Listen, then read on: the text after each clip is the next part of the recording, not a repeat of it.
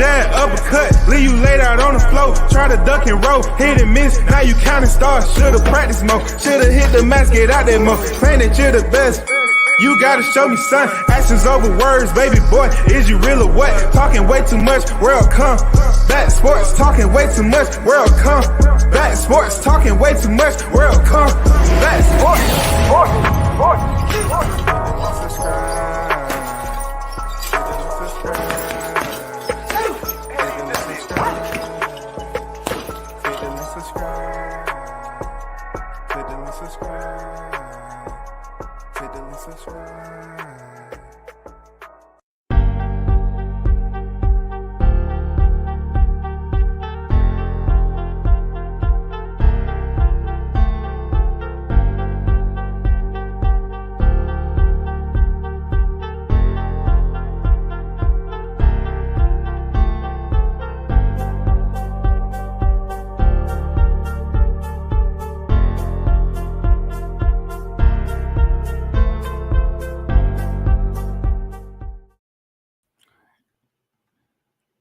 Yo, once again, you're tuned in to WCS. Good morning, everyone, on this Sunday. You know what it is.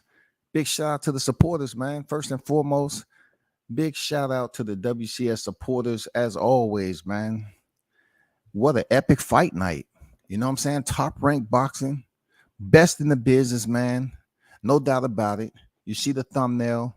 I have to give a big shout out to Mikey Williams. I used a lot of his pictures that he had on a download. So picture site, go to Mikey Williams. You already know, man, but hey, what a hellified fight card. Top rank doing the damn thing, man. Top rank doing the damn thing with the fight card. I mean, did y'all see, did y'all actually see the undercard fights, man? That shit was absolutely insane.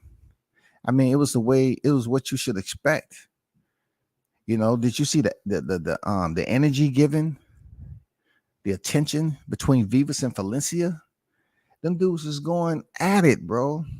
What about Isley, Toney? You're talking about Victor Toney. He's been in there with Sebastian Fundora when for Sebastian only had 4 or 5 fights. He is legit. Troy Isley picked up a win over a legitimate contender, like a tough opponent. Real talk. He wasn't undefeated. But dude is no joke. And Troy went in there and did what he had to do, man. Shout out to the Transformer for getting that work in, man. Real talk. Shout out to him. You know, big shout out to Duke Ragan, too. Duke Ragan has 1 knockout to his name, and he's in the featherweight division. The only thing I say about him, he needs to really start working on his defense. I mean, you know, he really needs to get in the habit and rhythm of moving his head, you know, being more elusive and out of sight. You know, he gets hit too much for me. Yeah, he was able to take those punches from D'Angelo Fuentes, but what happens when he increases competition or elevates his competition to better opponents? And then what can we say about the Cortes and Montoya fight, man? Montoya was the slower fighter. You know what I'm saying? He was a much more slower fighter, but persistent fighter.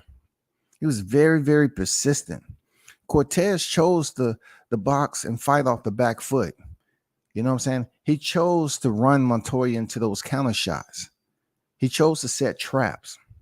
When he wanted to keep it in the center, he kept it in the center. You know, he fought a smart fight. It's not like he didn't get touched up.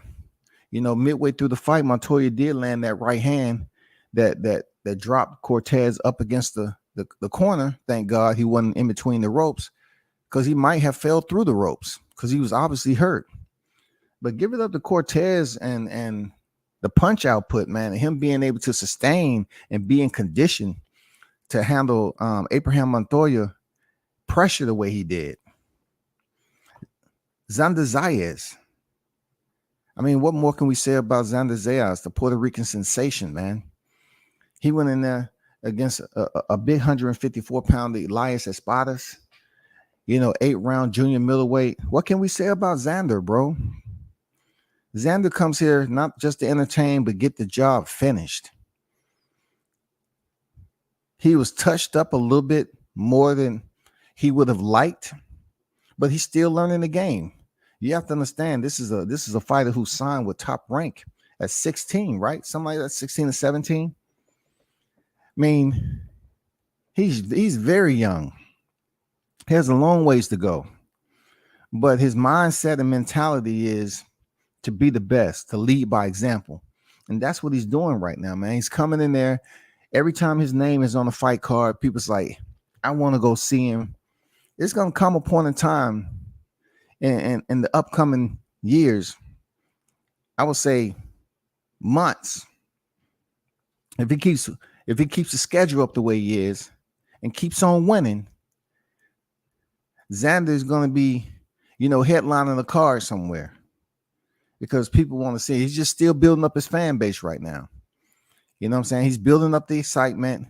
He's building up the ticket attraction from the boxing fans. He's building up the casual fan base. You know what I'm saying? All he's doing is just building and building off his performances. And you have to give him his just due. Everybody needs some type of corrections or improvement to their skill set to be so young. But majority of it, will and determination, skill set, the motivation to go in there and do better than he did the fight before, he has that. And we're going to talk about the main event, man. Teofimo Lopez, 17-1, stops Pedro Campa. You know what I'm saying? There's a lot that's being said about Teofimo Lopez. We're going to get into that. But shout out to the takeover. Shout out to, Lopez going in there and showing out, because that's exactly what he did at 140. I told you he's going to be a world champion at 140. I told you he's one of the most dangerous fighters at 140. And, maybe people take a closer look, because I see a lot of people shook. I see a lot of people shook right now. They want to talk. Look, he ain't at 135 no more. That's all I got to say. He ain't at 135 no more now. I told you what I know. But let me get to the chat. Let me get to the motherfucking chat on a Sunday morning. Little flex on deck. Salute. I saw T.O. capping. Talk to me. T.O. dad said no one can be his son, as they say in the hood. Stop it, fire. How's that capping, though? Because when he was saying his son was going to be champion in 15 fights, how was it capping? But we'll get to it, Flex. We will get to it, Flex. You know what I'm saying? So who y'all want to see Xander fight next? I heard somebody say, ask the question about Xander and Fundora. Xander right now is not ready for Sebastian Fundora. He gets hits too much, and with a tall, rangy sniper like Sebastian Fundora, he is not ready for that experience level yet. I'm just saying, I'm just keeping it all the way authentic as I possibly can. He's not ready for that level of competition, in my opinion. There's plenty of other people at 54 for Xander Zayas to attend to. It's just all about what the promotions deems necessary for him to fight. So let's take a gander at the 154-pound division. All right. So let me take this down right here. It's Sunday morning, man. We got time. Shawty. We have time. Let's go to the rankings right quick. You know what I'm saying? This is obviously the 154-pound rankings, and the one and only Jamel Charlo is the reigning undisputed super welterweight world champion. No doubt about it. Hands down, he got the shit done. So speaking about Xander Zayas, we always look at Xander Zayas. We always look at the rankings. There's a lot of names in these rankings that he's going to have to touch some type of gloves with in the near future. You know what I'm saying? So at the bottom of the heat, in the bottom half of the 15, you remember Carlos Ocampo. He's there. This hitter right here, Bad News, out of Soul City Boxing, Charles Conwell. even Takashi in a way. You know what I'm saying? It just has so many fighters that's in the back half of the top 15 that he can fight. You know what I'm saying? Troy Williamson. Now, the top 10, it'll be something different, you know, for them to link him up with Danny Garcia. Danny Garcia, even though he just had a fight at 154, I think if Danny Garcia and Xander Zayas name linked up together, people would crack a grin, you know, because Danny has so much more experience. But yet they would still see the fight competitive. I'm saying, especially after he looked with Jose Benavidez. You know, Danny Garcia is a name still that has Wall Street appraisal to it, and Xander Zayas can benefit off Danny Garcia's name. Will it happen? I don't think so. You know, I know Garcia DSG is looking to do bigger and better things up there, right? For real. You got Carlos Adames. Of course, Erickson Lubin. That'll be a tough fight for Xander, no doubt about it. Israel Madrimov, Yo Elvis Gomez. It just gets very congested inside the top 10 and 54. Brian Castaño is up there. You know, he's coming off that rematch loss to Charlo. Austin Trout. Tony Harrison. All these guys wouldn't face Xander Zayas because he just isn't a big name right now. Most of these guys up here in the top 5, they will not face Xander because they that feels like they're just allowing themselves to fight down the ladder. They're not trying to fight down the ladder. They're trying to go up, of course. Bigger the name, bigger the check. You know what I'm saying? I'm just saying Xander has that potential to be something special in this division. Right now, he has to continue to climb step by step, let his performance speak for itself, and keep that winning record alive. Keep it unblemished, man.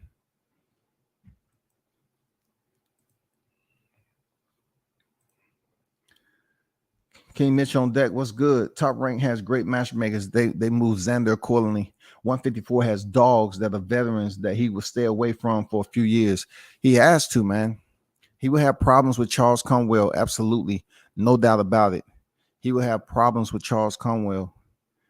It wouldn't be an easy fight with Carlos Ocampo, the same one who fought Errol Spence at 47. You know what I'm saying? He's not a slouch. It's just so many names in the bottom half that when they feel that he's ready, they're going to line him up. You know what I'm saying? They're going to line him up. D-Ray Promotions on deck. Salute to you.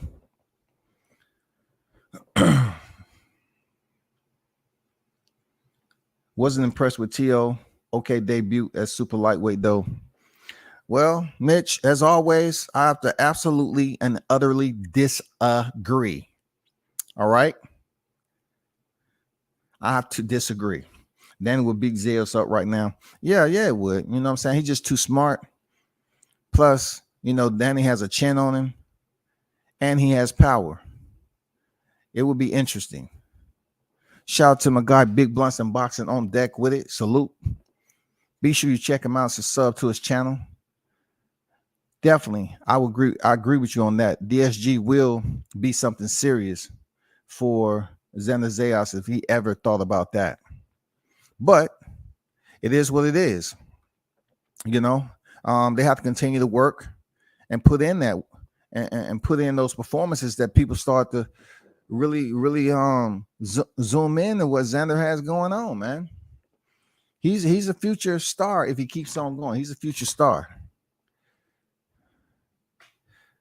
So I want to talk about the takeover. Woo. I see Mitch did not attend morning services this morning.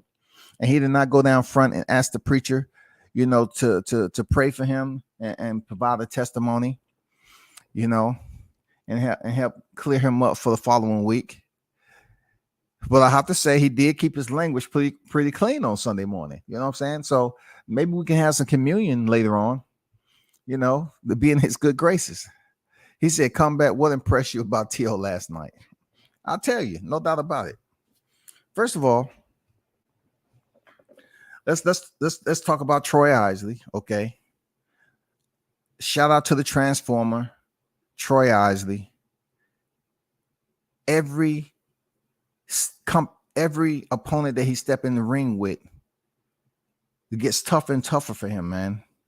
Tougher and tougher. He was in there with Victor Toney, who's supposed to be in the bloodline of James Toney. I'm not sure.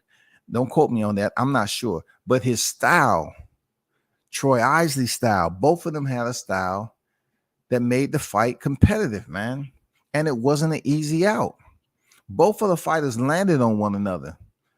Troy had to, make some adjustments to the type of defense Toney was given, because dude was solid with his defense, and he didn't create too much space to make it a boxing match. Like, he really was there for the counter shots, and he felt that he had enough power, if keeping it close, to land on Troy. He did land on him one time with the right, and it looked like he buzzed him a little bit, but it's all about how you finish at the end of the day. Troy was able to land some hard shots on Toney, but he took them well. He had that old throwback like style, Victor Toney. Seriously, I was impressed with his style and his defense. He did not run. You know what I'm saying? He had a strong fight in front of him and Troy Isley. He did not run, but yet it seems like he was just basically, how you put it, he was seeing everything in front of him, and he was just trying to find a way on how to take advantage of it. He wasn't trying to see it from a distance. He was seeing it up close. So a lot of their fight was just not chest to chest, but they was right there at close quarters. And most of the time, it's all about who gets off first, or the combinations they're sent. Will there be counters? Will there be counters? Because I'll have to say Toney had the better defense, in my opinion, but Troy Isley had the more aggressiveness and landed the better effective shots. He did, in my opinion, break down Victor Toney in the later rounds, with his shot placement, his punch placement. And Toney was trying to hit him with the counter uppercut several times. That didn't work. He missed with that some of the time. And then he just got into the mode of being a bit predictable with trying to counter Isley. But man, shout out to the Transformer for picking up his 7th victory. It was a competitive matchup for sure. And Victor Toney, he had that Sebastian Fundora experience already, where, when you talk about the height and everything, I mean, I'm pretty sure he learned something from that Fundora fight, a hell of a lot. And that was before Fundora started going on the tear, on the high echelon at 154. That was before. I think Sebastian only had like 4 or 5 fights at that time when he fought Victor Toney. But once again, Troy was in there with a tough fighter who's been in there with a guy who's a mandatory.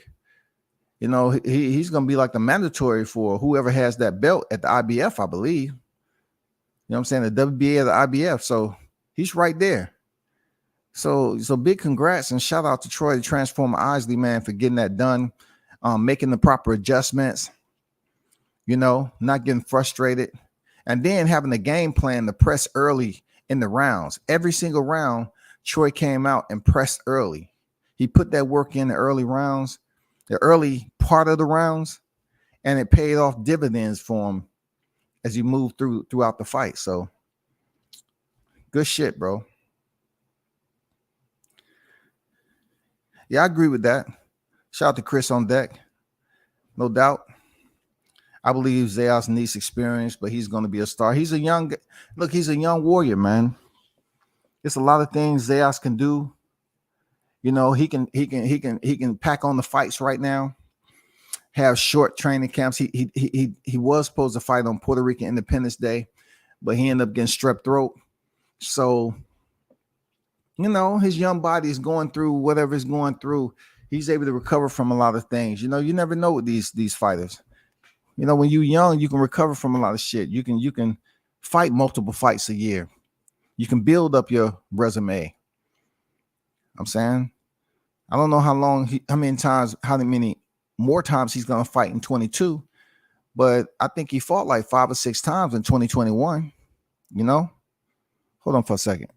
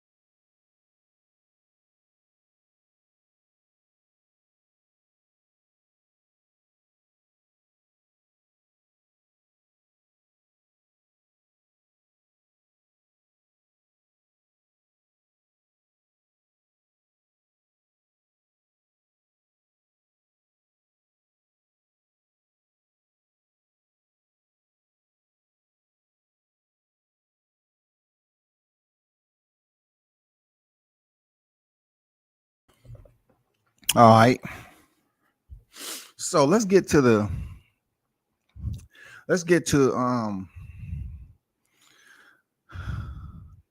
CEO Nasaya. I want to touch bases on her right quick. Shout out to Showtime. When it comes to family being a part of boxing and everything, use this the fighter. Sometimes you're able to grow up in a sport where it's a father-son tandem. Most of the time, father and son tandem, and some of the time, the mother either be the manager or even the trainer or whatever the case. But I just want to give a shout out to CEO Nasaya, Shani's oldest daughter, I believe, that she's really taken to her photography game, right? And she's doing an excellent job covering the fighters over there in her grid and footprint. And she's been at the big fights. So I wanted to be the first to give her a shout out for a job that she's doing out there. You know what I'm saying? She's very young. She's learning how to capture the moments, which is very, very important for any photographer that's covering the sport of boxing. What better way to provide more exposure for your team than to have family that's capturing the moment? These are very special moments that you can capture that's going to mean a lot over time. Because I tell people that's why I start using the camera, because even though people love video is easy, but a picture can go a million miles, man. A picture, because people don't know what's going on in that picture. Only what they see. They don't hear no voices. They don't hear anything. So they have to collectively put things together.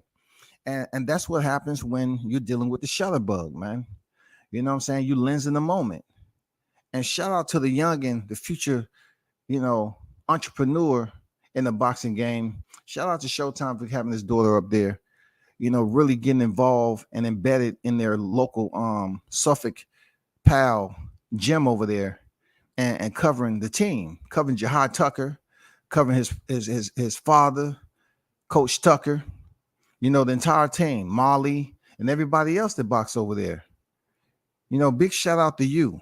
A lot of kids don't even want to think about taking charge of what their parents have going on. They just want to do other things outside of that. It's weird.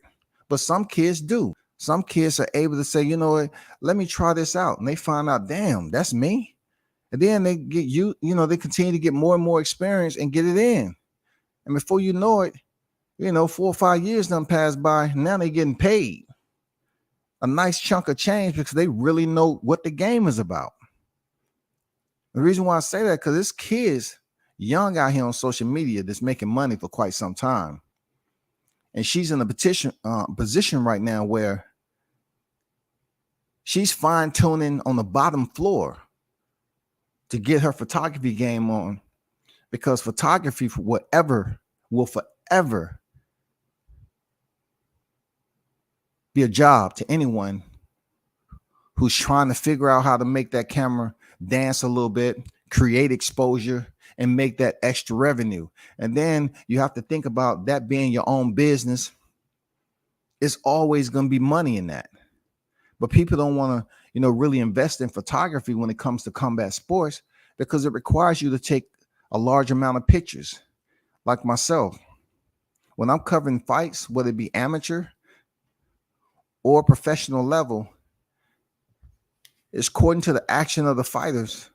I can walk up out of there with over 15,000 stills. 15,000 stills that I have to go through myself. It's different with a team, but I'm telling you, that takes time. But yet when it's all said and done and you edit those photos and the fighters show you love, that's what it's all about. So, man, y'all continue to crack over there. We see you popping. You know what I'm saying? Shout out to CEO Nasaya, getting it in. You know what I'm saying? Learning her lens game. And then, having another media member, this family, to cover the team over there and put that exposure out to the public. Excellent, excellent job, man. I like that shit. Jannard on deck, what's good? Welcome back. I think Teo had a very good performance. I think people thought his performance wasn't good because his execution was a little different from how he broke his opponent down to 135. We're gonna get to that right there. Good shit. Good shit. You know what I'm saying?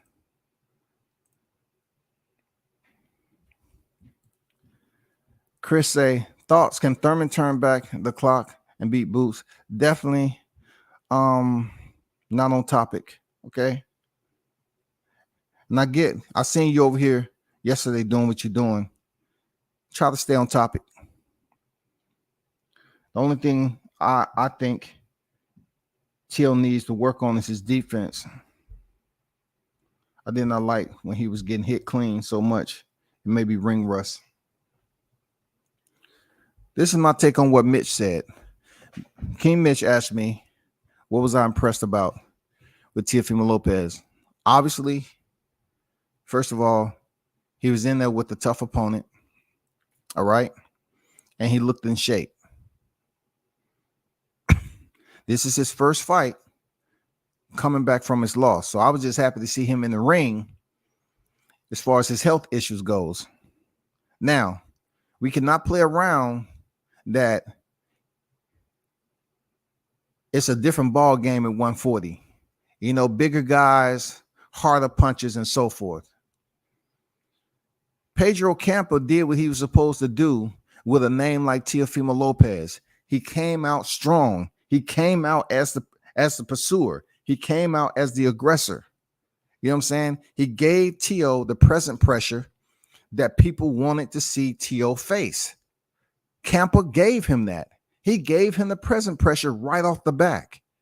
And for a minute, he seemed like he was durable. He seemed like, he wouldn't be stopped, wouldn't be touched. Like he was standing right there in front of Teo, pushing Teo back. We seen Teo being forced to fight off the back foot. Let's not act like Campa. Cambozo made him do that. Which fighter had him boxing off the back foot like Campa?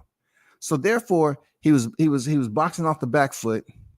He was basically, in my opinion, he was just ticking the clock a little bit, trying to fill out Campa.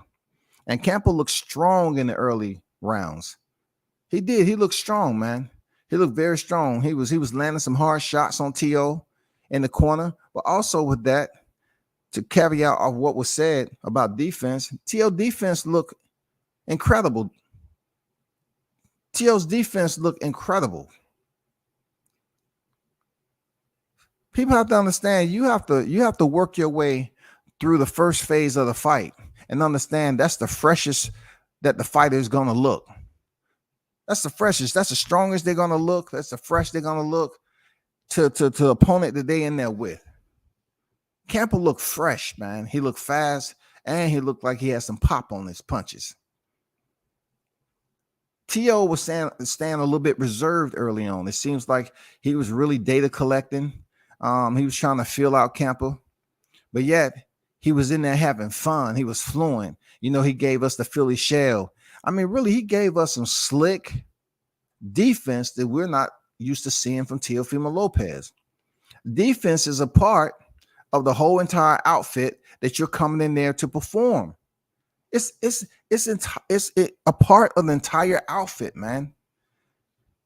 All the mully grubs that's poking their head out the barrel, and they're all sounding like a groundhog and shit, looking all upset. T.O.'s defense that yesterday, that shit is certified, dog. Look, T.O.'s defense is certified. Campa was having success, and T.O. slowly started to open up.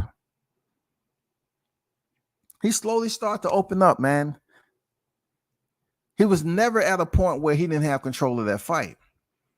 I loved his defense. And then with that, he started to then shoot those counter uppercuts. He started to shoot those straight right hands. T.O. was even switching from orthodox to southpaw at certain points. When he started to really touch Campa, Campa started to second guess, like, okay, you know, at first he was like hitting his face and shit, like, okay, come on. But he probably didn't know, hey, T.O. wasn't putting all the mustard on that. You know, he was giving you a little bit of his power, but he wasn't giving you everything he had, because he was just trying to soften Campa up, you know, look for the openings, while Campa was just full speed ahead, driven. Campa was driven to go in there and do the same shit T.O. was trying to do to Kambosos, man. Not as reckless, but he was full speed, man. He was trying to go in there and establish dominance early with T.O. He landed some incredible shots. He was game, no doubt about it. He looked so solid, man. Pedro Campa, he looked solid in the early rounds. Like, really, he looked strong, solid. And I was like, dang, this is going to be a tough fight for T.O. Really. But I'm pretty sure he's going to make adjustments, and he's going to switch up the pace when it comes down to it. And that's what happened, man. T.O. started to land and put a little bit more power on his counter shots. He really started to sit down on his punches. And we cannot sit up here and act like we Ray Charles when Campa started to try to land some of those shots up against the ropes, and T.O. was just slipping and moving, dodging and ducking, slipping and moving, dodging and ducking, slipping and moving. Let's not act like that shit didn't look pretty now, Mitch. Let's not act like that shit is not a part of the sweet signs. Defense is a part of the sweet signs. We can't praise Pernell Whitaker for having that elusive defense, but we can't praise Teofimo Lopez for coming in there and dancing. You know what I'm saying? Slipping and moving, ducking and dodging, rocking and rolling. So what that does is when a fighter is missing as much as Pedro Campa, he's going to get tired, because Campa was putting everything into those shots. And T.O. started to slowly break this man down. He started to slowly break him down. He started to take the lead. He started to come off the ropes at the right time when he started to turn on the pressure. And when they actually boxed in the middle of the square, T.O. was still having success with his jab, his two, his combinations was landing pop, pop, pop, pop. I mean, he really started to touch Campa, make him think like, damn, he wasn't even giving me what I thought he was giving me. T.O. was goddamn doing his Augustus drunken man shit. He was kicking his leg back, coming back, throwing shots. Man, that shit got entertaining very, very fast, man. And it's a shame that a lot of people probably looking at that fight that they was like, yeah, T.O. getting his ass beat. I heard it. I seen the comments. These same casual fighters don't understand that it is what? It was a 10-round fight. A 10-round fight, man.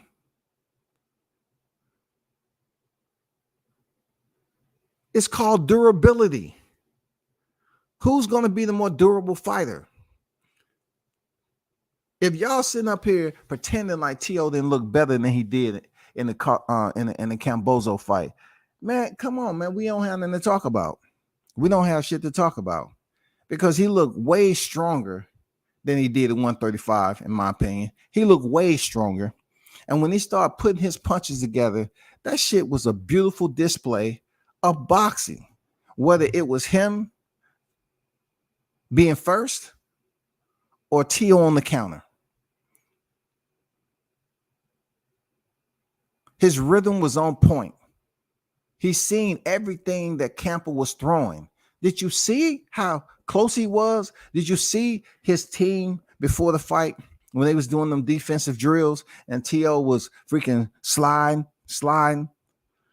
dipping, slipping? You know, he was just putting all that motion together.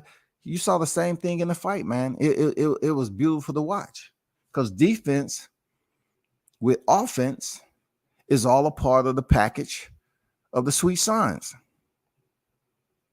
And he was in there doing his thing.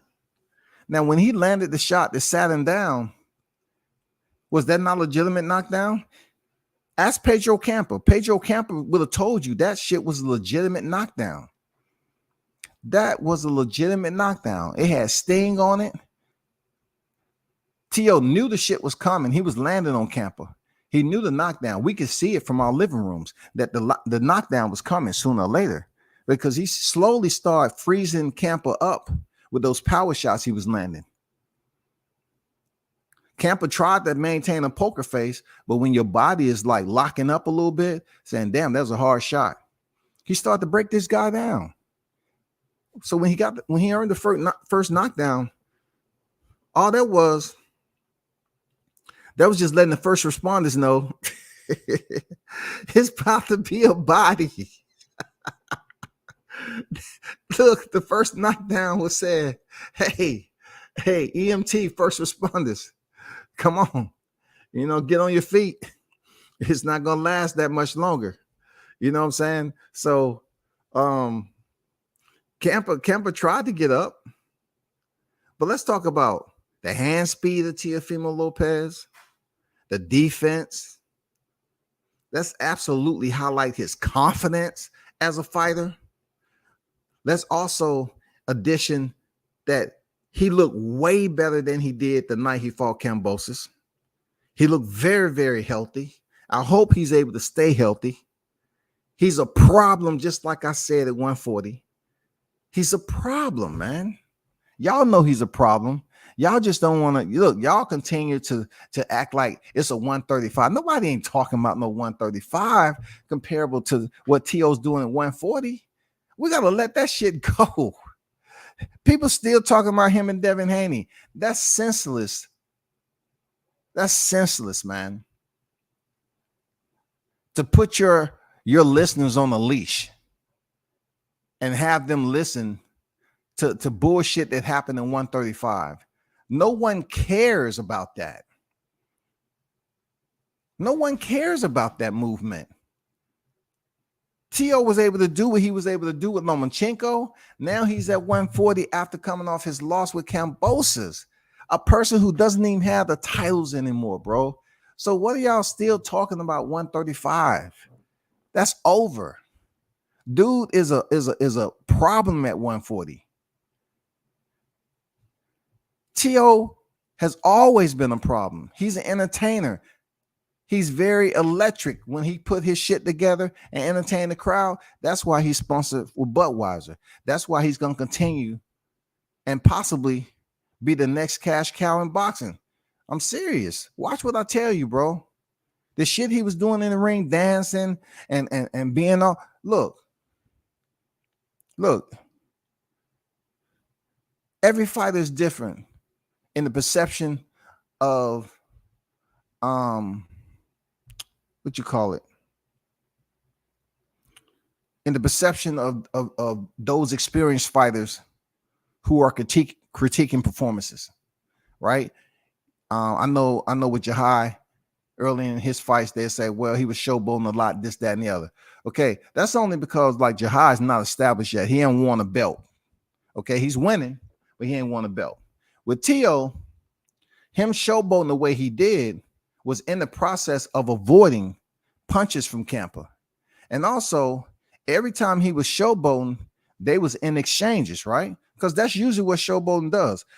When a fighter get criticized for showboating, is more times when it's no action. You know what I'm saying? It's no action between the fighters. Your opponent is not willing to be a proper dance partner for you to showboat. So, you know, you might get a little bit of criticism. Or with Jihad, they might say, oh, you don't have enough experience yet. You should just be professional. All the bullshit that goes on with the back and forth, you know what I'm saying? Like the favoritism and the bias, the favorable and the unfavorable. They like who they like. But you have to give it up for Teo. When he was slipping, dodging, ducking, and moving, it was avoiding Pedro Campa's punches. So they couldn't say nothing. The way Teo was parrying those shots with one hand and putting a Philly shell up in there, and then coming with his own counter shots, it was beautiful to watch. I'm not gonna lie. Y'all. His defense, along with his offense, was very nice to watch because he was in there with the guy that was trying to take his head off. When Teo really pressed on the gas, he made it look easy. He broke him down like a kickstand. He made it look easy. And not only that, he gave the crowd some excitement. He's like, this is what I do. And he was repping the Honduras flag. Shout out to the Honduras athletes. You don't hear about a lot of, big time athletes coming from Honduras. But he repped the flag, man. Let me get to some of this chat.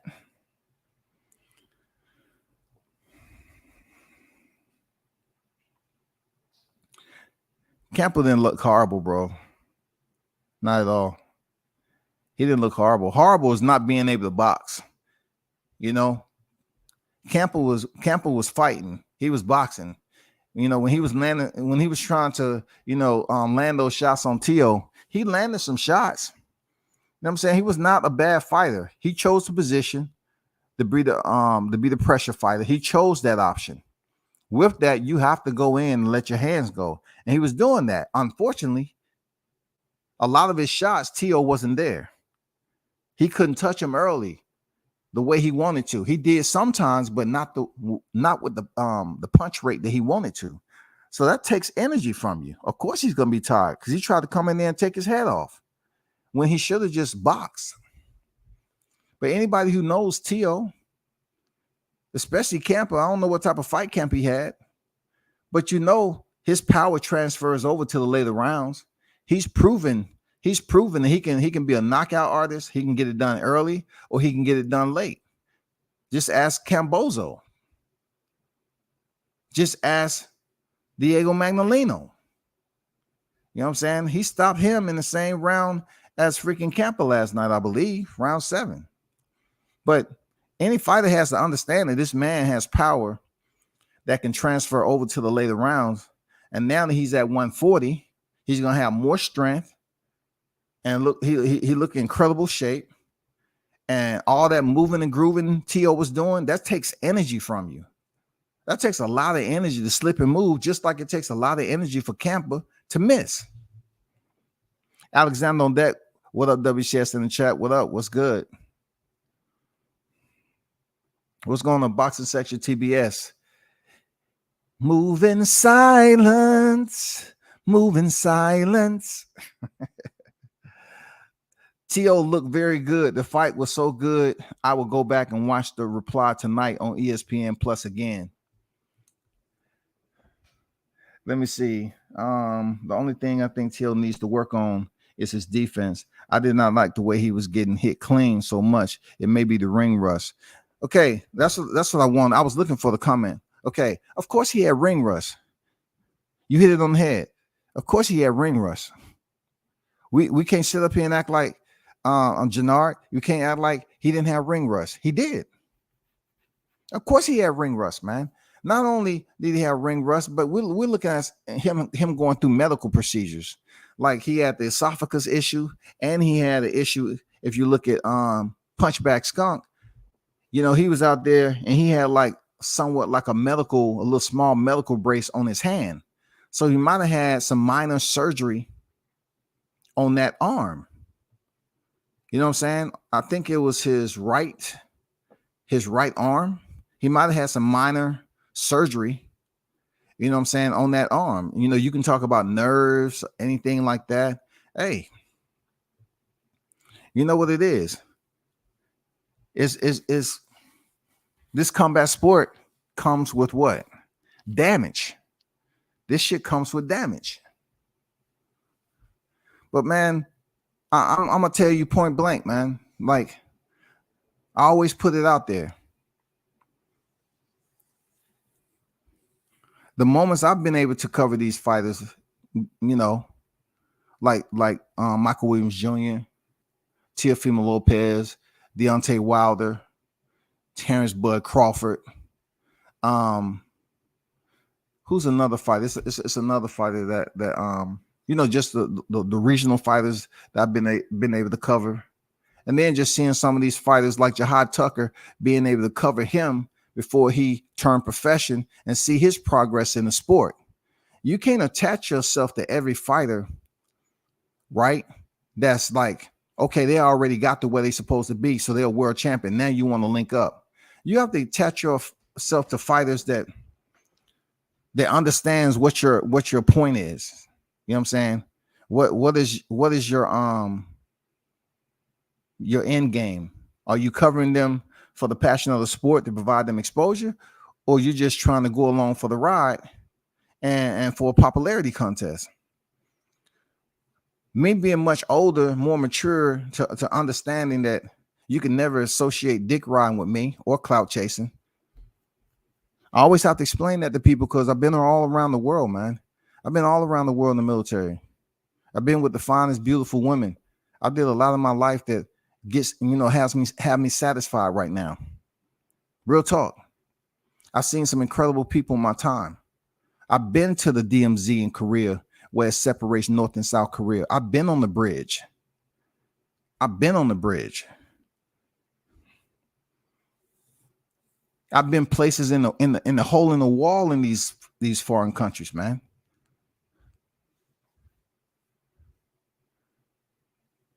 When I hear people say that it's always about dick riding, I ask myself, right?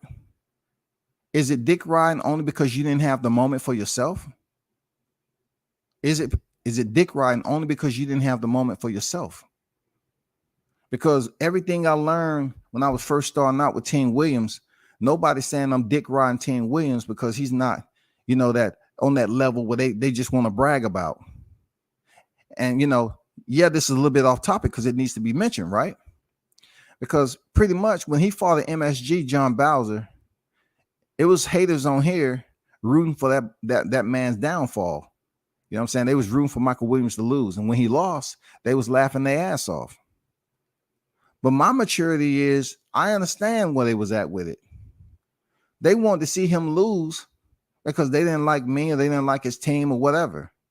Even him being a fighter with Roy Jones Jr., there's a process in everything. There's a process with any fighters that Roy Jones is training.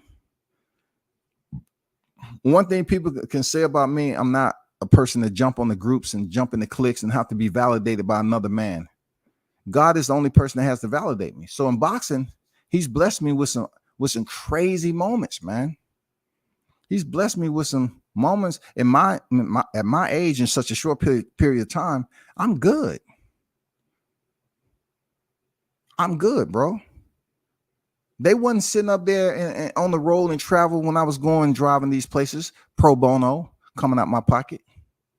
This boxing game is crazy. They weren't with me when I was driving up to Texas to cover Teofimo Lopez. They wasn't with me. Hey, shout out to Lee. Those are moments that I'll never forget, having the opportunity to cover T.O. before he even had one belt, one world championship. This shit right here.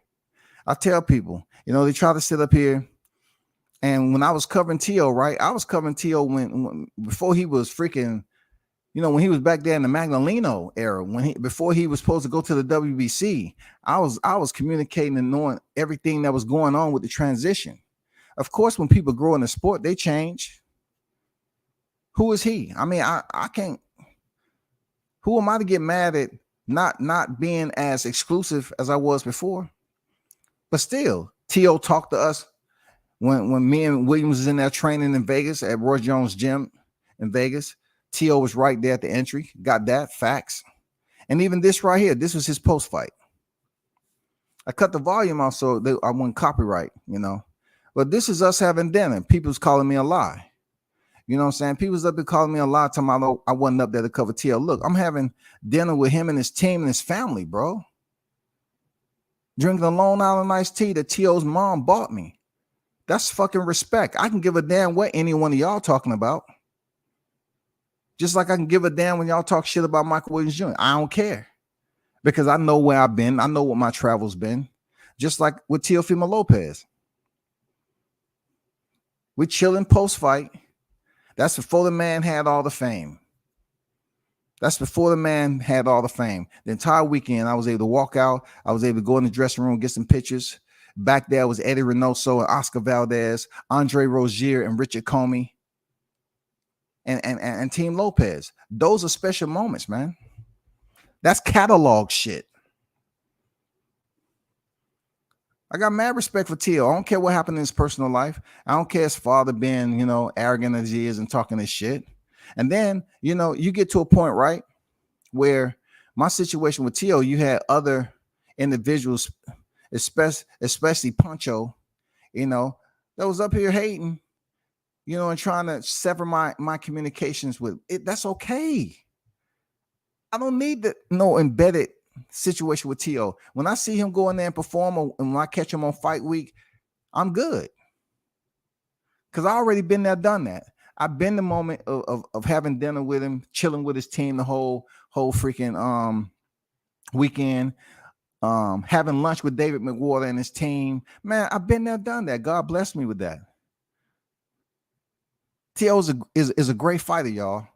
Y'all continue to hate on the man, and he's going to continue to show y'all that he's going to be the next big deal. I'm telling y'all. I told y'all he was going to be world champion at 140. He is. T.O. is going to be up to 147, either high as 154. I promise you that, dog. He's going to leave the sport no less than a 4-division champ. Watch what I tell you, bro. T.O.'s a special fighter, man. T.O. is a special fighter, bro. You know what I'm saying? They was up there criticizing his father for talking that shit. And I remember, all the videos come, oh, his dad don't know what he's talking about. They scared of my son. They scared of my son. Look, they might not be scared of his son. But what his son was able to do was go out there and fulfill the prophecy. The prophecy was his dad say he was going to be champion in 15 fights. He did it. Lomachenko's scared. People's like, oh man, his dad is delusional, dog. He's on drugs. He don't know what the fuck going on. He's this, that, and the other. What'd he do? He go in there and defeats Lomachenko, no doubt about it. No controversy. He shut Lomachenko down, and then the haters want to say Lomachenko has shoulder problems. He shut Lomachenko down the first half of the fight. You have to acknowledge that shit.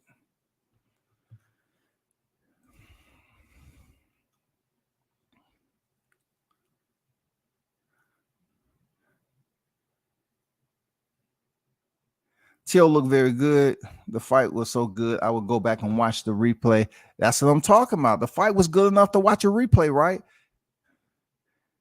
He said, in my opinion, World Combat, I think a lot of Devin Haney fans haven't forgiven Tio for not fighting Devin for undisputed 135. They are allowing their unforgiveness to cloud their judgment. Talk that. Talk that. You know what I'm saying? Talk that, man. I cannot agree more. But this is not about Devin Haney at 140. This is not about him. Like I said before, I'm absolutely happy that Devin was able to still get the prize. Still do what no other fighter has ever done. I'm not sure if he has a franchise title, but I'm happy he's able to get it done. But let's not forget who did it first, who was able to defeat Lomachenko and give him his second loss, Teofimo Lopez. Teofimo Lopez. You know what I'm saying? Regardless of the franchise belt is a topic of discussion and everybody want to gripe and complain, Mauricio Suleiman should be held liable for that creation. People want to basically celebrate when they have a WBC title, right? They want to celebrate the shit out of it. But why wasn't the YTC, the groups that were supporting Devin Haney so hard, why wasn't they able to get Mauricio to change his mind about diluting the belt that Devin Haney had? If they had all this power and it's big, it's strength in numbers, why wasn't they able to organize a way to get Mauricio Suleiman?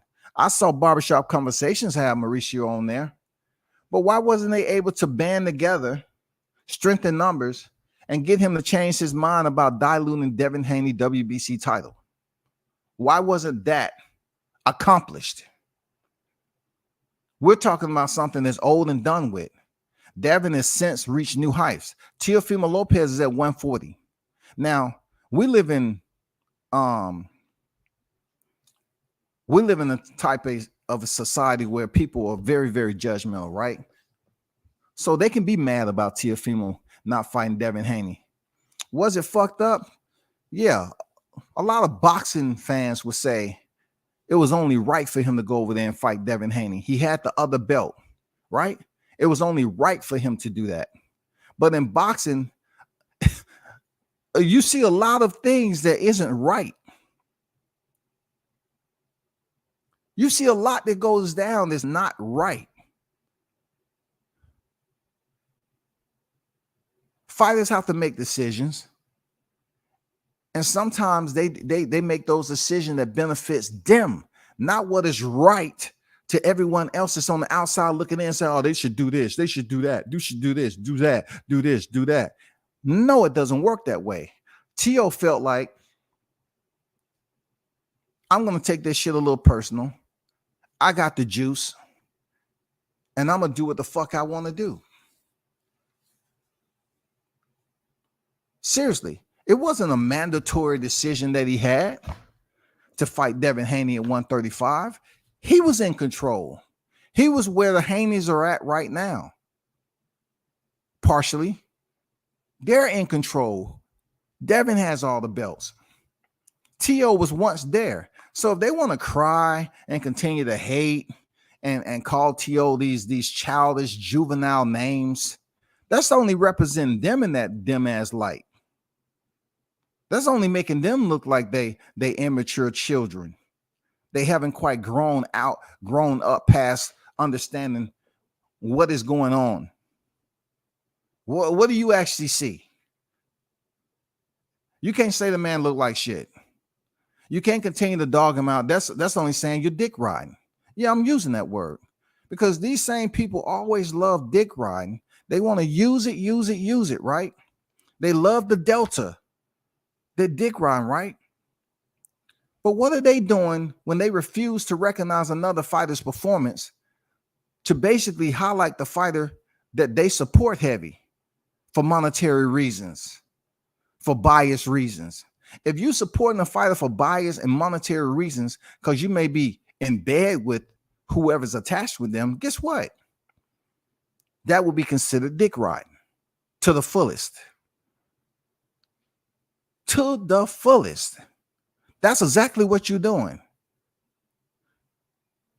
That's exactly what you're doing. You up here dogging out Teofimo's performance in 140. He has nothing else to do with 35. He has absolutely, he doesn't even have a world title at 35 no more.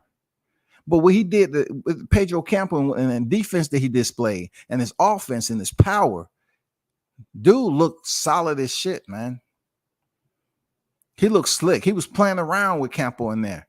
And people gonna say, Campa was bullshit, man. He's a bum. He's this, that, and the other. Okay, so T.O. did what he was supposed to do with that bum.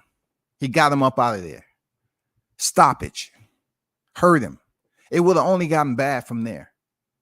So y'all continue to hate, man. Nobody cares. Real talk. Nobody cares, dog.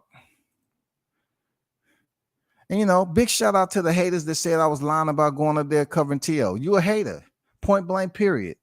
You a freaking hater. The same ones that was hating when Michael Williams Jr. was stopped by John Bowser. Y'all wasn't boxing fans. You was haters. So that's why I be on y'all neck the way I do, because I know how y'all were. Y'all was rooting for the black fighters' downfall when y'all say, I support my black fighters. I support. No. Stop the madness, bro. Stop the madness. Nobody don't want to hear that bullshit no more. Let me see what the chat talking about. You got in here. Salute WCS in the chat. What's going on? Trick in the building. Captain Chaos in the building. Combat. What's good there, Captain Chaos? Shout out to you, my brother. Stay on the necks and save the blind from the liars and the cheats. Absolutely, man.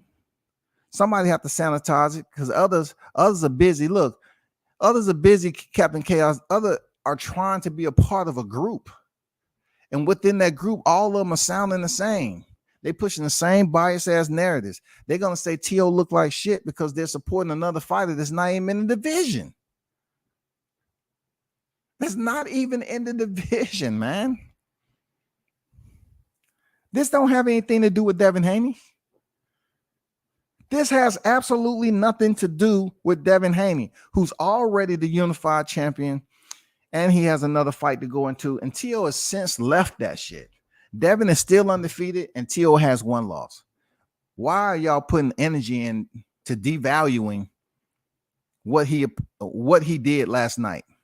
His accomplishments. You ain't gonna be able to stop it.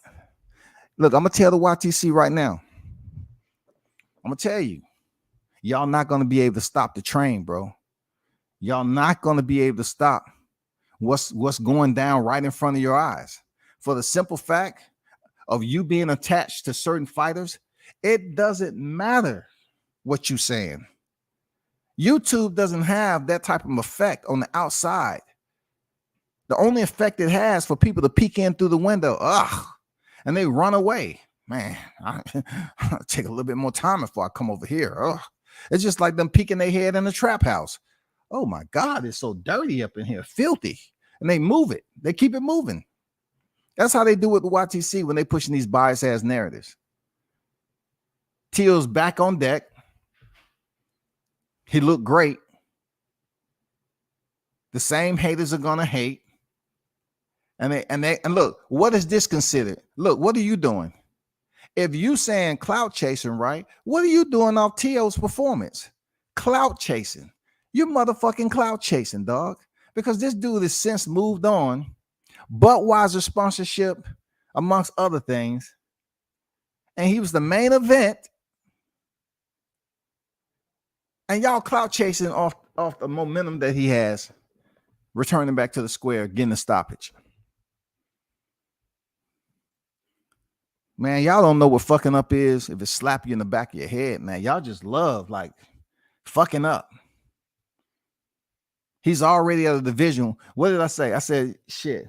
T.O. should vacate the titles, right? After he won Lomachenko, I said he should vacate the titles and move up to 140. At that time, I said Devin's going to have to continue to play catch up with T.O.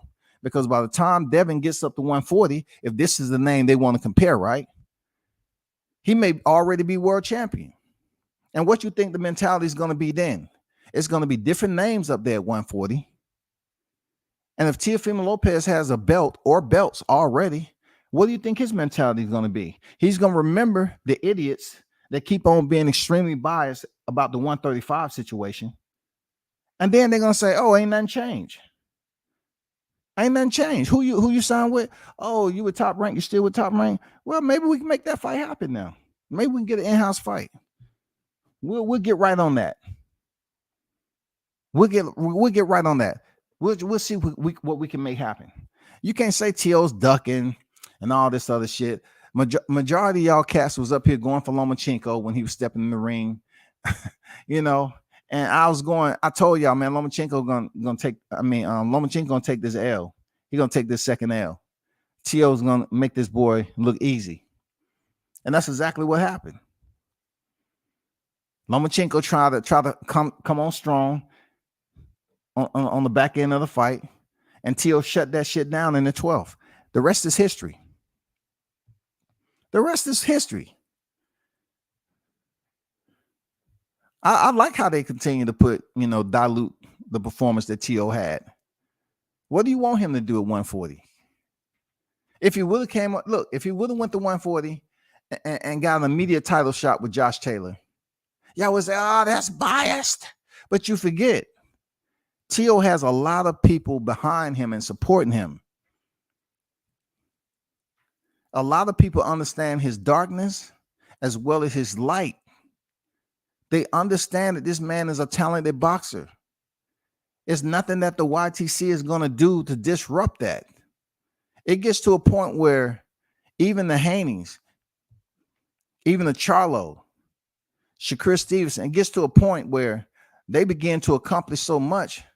The only time they really pay attention to what's going on in the YTC is when somebody says something that somebody let them know that may be important enough for them to say, hey, let me respond to this shit right here. But they're not going to respond to every fucking body. Just like when Errol Spence responded to them saying that, the clickbaiters and everything, that was enough for him to say facts because he knows what's going on. Before that, was Errol Spence responding to all the shit that was being said about him on YTC? No. But since that comment came out, he said facts. So y'all can hate on T.O. all you want, man. He has a Budweiser sponsorship. He's doing big things, and believe me, put word on it. Put the word on it. He has all the potential at his age to be the next cash cow in boxing. People gonna pay to come see him fight because he's gonna put on a show. And y'all still gonna be here all old and grumpy, all old and crusty and grumpy. You know what I'm saying? Sipping on Metamucil and coffee. Fuck that T.O. I remember 2022. Fuck it. I didn't know he was goddamn gonna be this far. I remember way back when he didn't give Devin Haney a shot. Give me some more Metamucil. Heat it up a little bit, please. Give me some more. Put some oats in that. Put some oats. And give me some cheese and crackers. God damn it. I couldn't believe he's at 154 now. Oh, God damn it. Them motherfuckers gonna be all in crumpy, dog. Look, you can't put that much energy into hating. These dudes are not talking about the damage that they're doing, the self-inflicted damage, dog, that they're doing, man. Captain Chaos said no cucumbers and eggplants in this side of the farm. Come back growing organically. Real talk. There ain't no dick riding over here, bro. There ain't no dick riding over here, man. Look, the phrase sound good to the stupid. You know what I'm saying? It sounds good to the stupid, the onlookers that love hearing it. Oh, I love that phrase. Yeah, that made my day. Yeah. He cooked him. He called him a dick rider. Yeah. I look at all the people that don't show up in my chat, right? Because I'm not supporting a certain fighter. They never met me in person, but they mad that I'm not supporting a certain channel or a certain fighter. The great part about it, they just don't understand how much they're benefiting me. Because I don't have to see you come over here and be fake and knowing you're just trying to collect information to go back into the chat that you like being in, acting like a fucking child and typing shit. You're doing me great. You know what I'm saying? You helping me out. You assisting me. You know what I'm saying? You're not being over here rocking with the channel. Cool. I'm fine with that shit, bro. Big Bun say you always on point. OG, appreciate it, bro. Appreciate it. Andrew Charles on deck. Salute to you, Andrew. Travis on deck. Andrew said it's a typical Sunday. Everybody calling the winner a duck. Hey, isn't that the normality that we need to stray away from there, Andrew? That's a normality when individuals that call themselves the so-called great channels of the YTC, the great channels. You feel me? The great channels.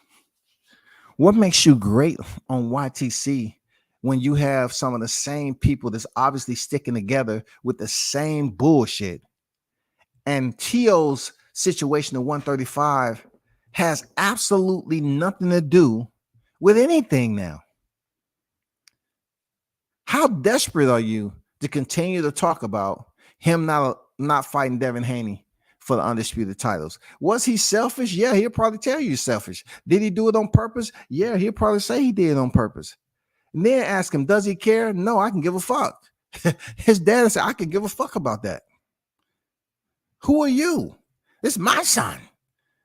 They scared. It's my son, not yours. I hold the mitts. I get him ready. I see him at his lowest point. You don't.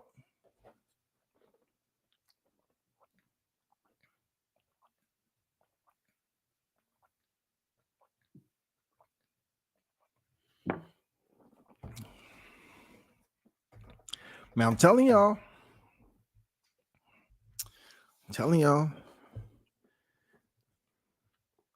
It's too much energy, negative energy for people to be boxing fans on here.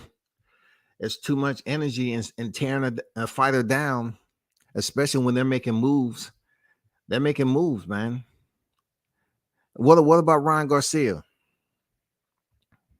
Are y'all going to put that much emphasis on Ryan Garcia, the Duck Masters Coalition, pound for pound? If he leaves 135 because he's having a hard time making weight, right? And he stays up there where he was last fight with Fortuna. Are y'all going to be mad at Ryan Garcia if he's able to jump the line, due to his name and his Hollywood connections and his sponsorships and people who support him? Look, black channels need to understand one thing. They're fighting for the wrong reasons. We need to be fighting to help these black fighters, get sponsorships.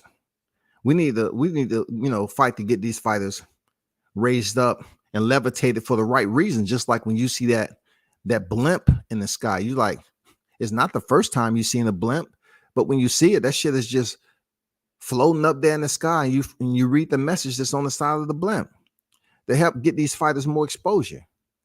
No, all we doing is like starting YouTube wars between black fighters, black and black channels. And then when somebody get their life taken on here and people be like, oh man, it wasn't even that serious. It wasn't even that serious. I'm just saying, man, like people think this is freaking the land of Oz or something. Motherfuckers walking around with a Yorkie Terrier calling it Toto. Oh, me and Toto are going to see the wizard, the wonderful Wizard of Oz. Yes, we're trying to see about these boxing matches coming up. I really want to know who to put my money on, so we're going to see the wizard. I mean, shit is not like that at the YTC. Teofimo Lopez is levels above, even in his loss. Even in his darkest moment, all the shit he's saying, he felt like taking his life at one point, and he was going through personal problems with his girl. A lot of us has been through the same situation.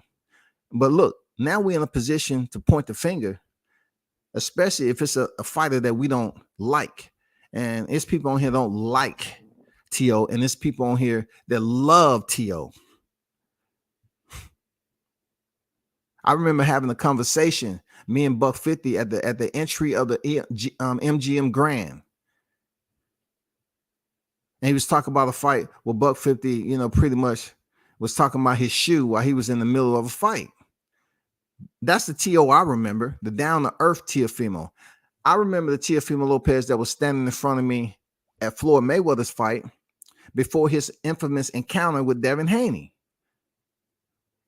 I have the same footage. He was there with a black jacket on and black jeans. That's before he had any of the fame, any of that shit.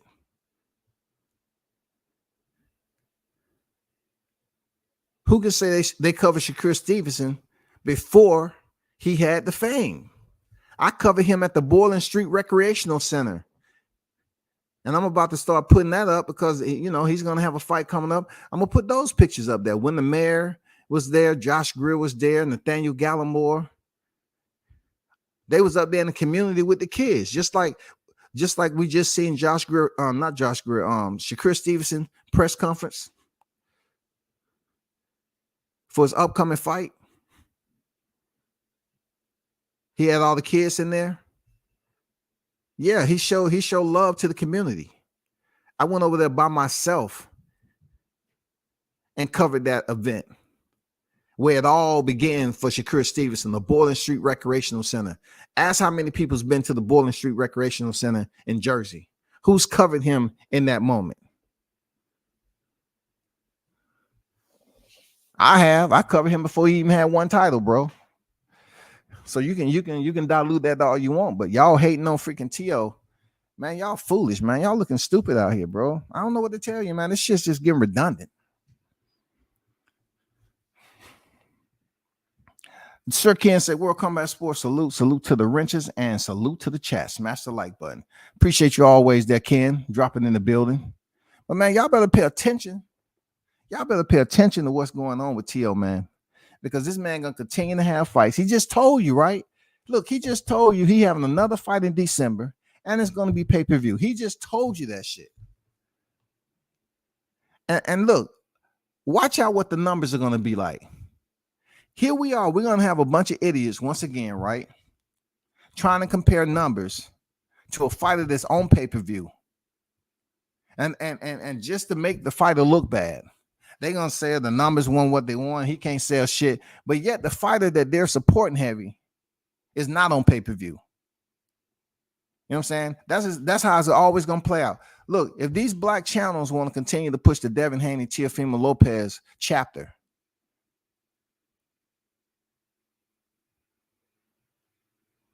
obviously you're not going to the doctor to get some medication for your disorder that you have, the syndrome. Because who would do that and call it quality reporting? Who would do that shit? Who would try to keep a rivalry that never happened? George Kambosos and Teofimo Lopez were always linked together because in that moment, he was able to take the belts from T.O. They the ones that's going to really have the rivalry. The press conference they had down here in Atlanta with Triller, they're going to have the rivalry in the history. Nobody's going to be talking about Teofimo Lopez and Devin Haney like they do Terrence Crawford and Errol Spence, because they're not together like that right now. I'm just saying Devin Haney may move up to 140 sooner or later, but the rivalry has to be established.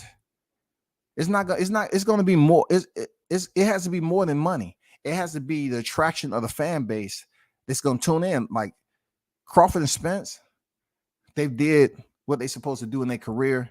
And they're both on the pound for pound list, right?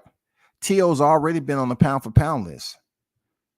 Just to remind y'all, Teofimo Lopez has already been on the pound for pound list. Devin Haney has not. Now, just to help these other voices out here, right? Why didn't they put Devin Haney on the pound for pound list after being the first in the lightweight division to do what he did? Are y'all knocking on their windows and shit? Are y'all outside their headquarters and saying, hey, how dare you? How dare you? We're disgusted. Devin deserves to be on the pound for pound. It just proves us once again that these people can do what the fuck they want to do. Look, Devin has the credentials. He has the straps, but yet he didn't beat no Vasyl Lomachenko.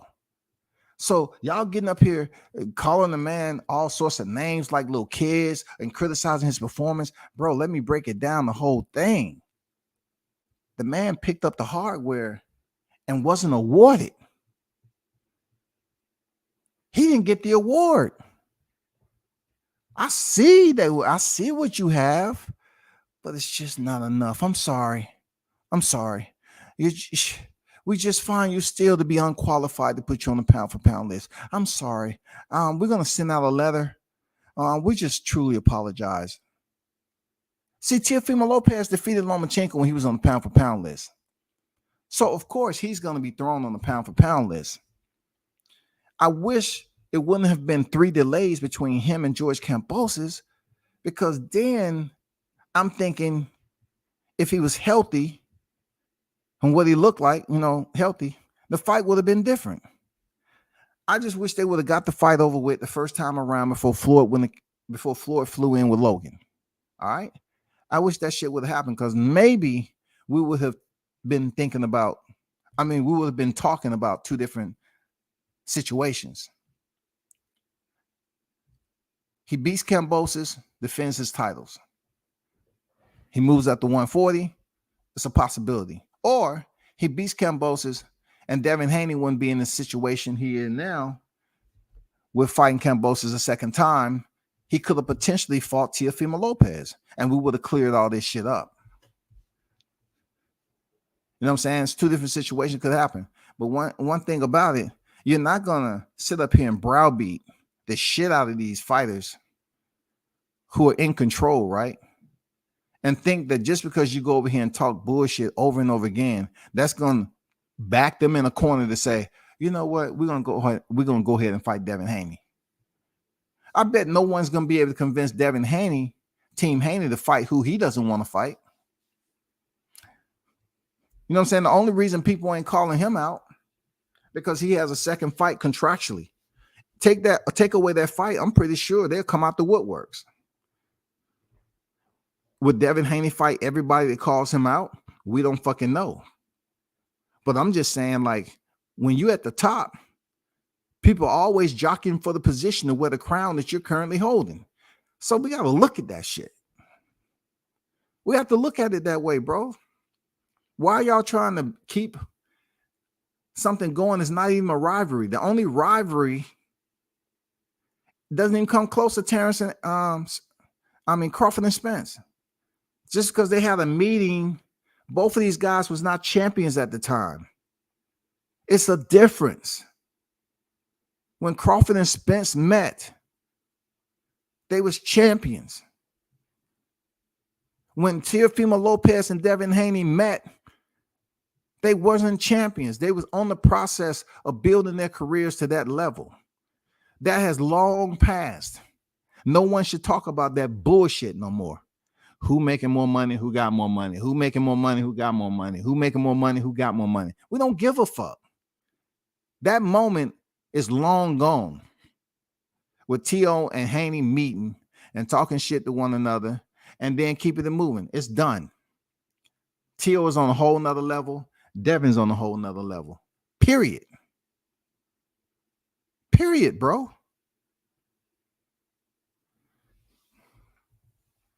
I want to address a comment that was put out there about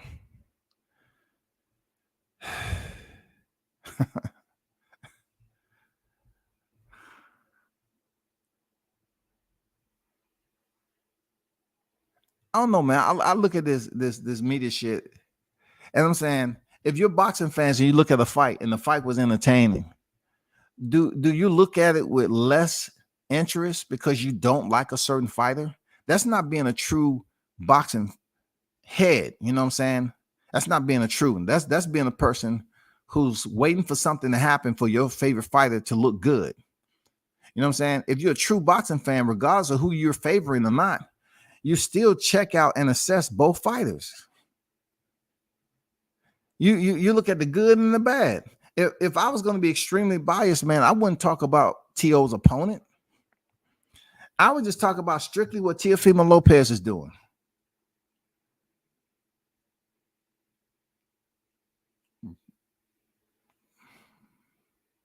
I would talk about strictly what Michael Williams Jr. is doing.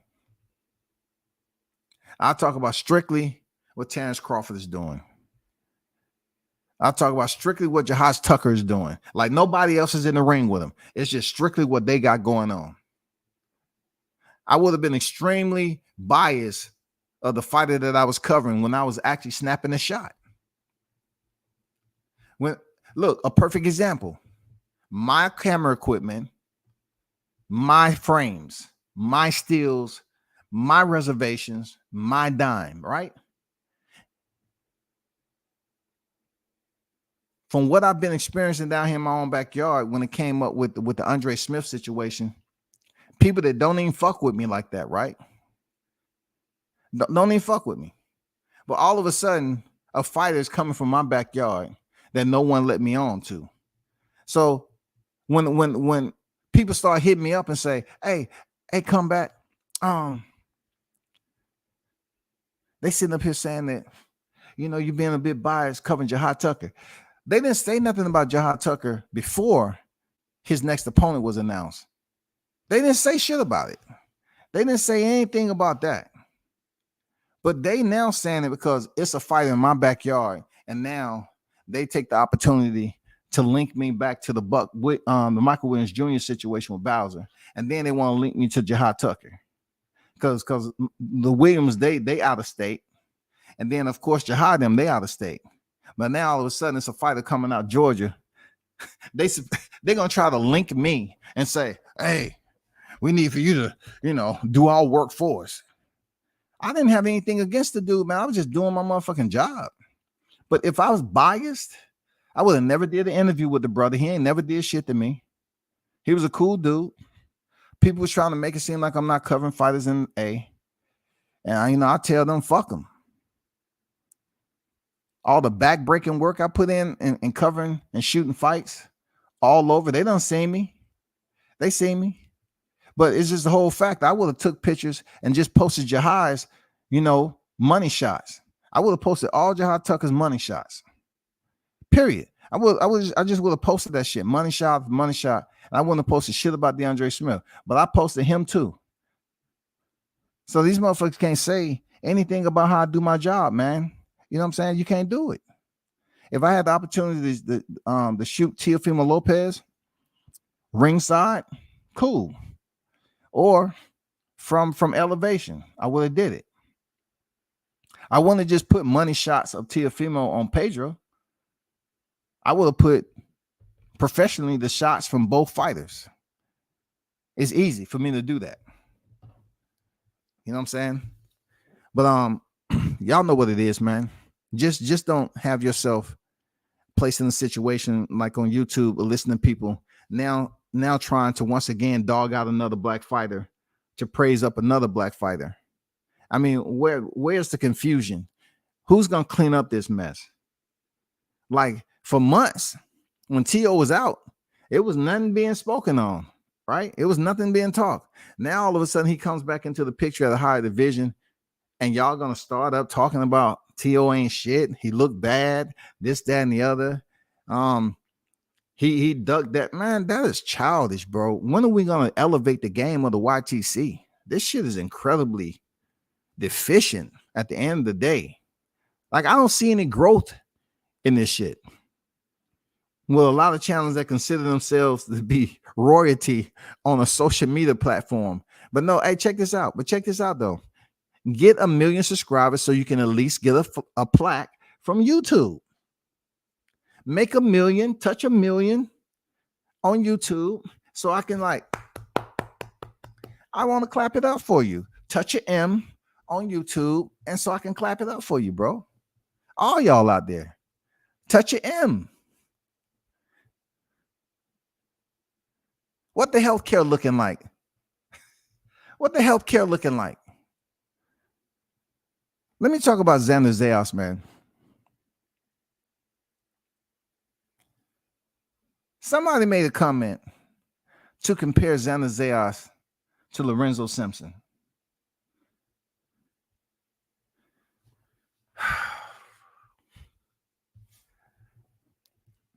Listen, people. Listen, we have a poor sense of judgment. Once again, when you want to take somebody that you're supporting, and then you're looking at actual fighters who are fighting. This goes for Xander Zayas. This goes for Jihad Tucker.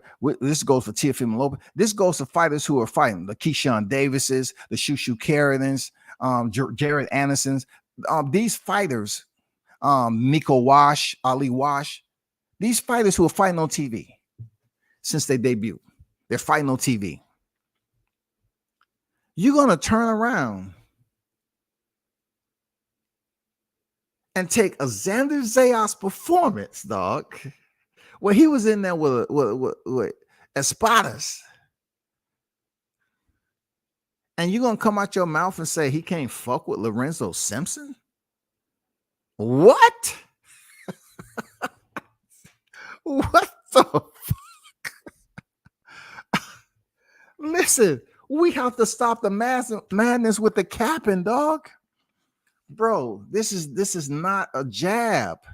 It is a hook. Look, I'm not taking jabs at you. This is a hook to the body. You said Xander Zayas can't fuck with Lorenzo Simpson, bro? What? What is going on with y'all, bro? What? What are we doing, man? You said Xander Zayas cannot fuck with Lorenzo Simpson. How do we know that to be true? Listen, man, we have to come to our sanity, bro. These people are acutely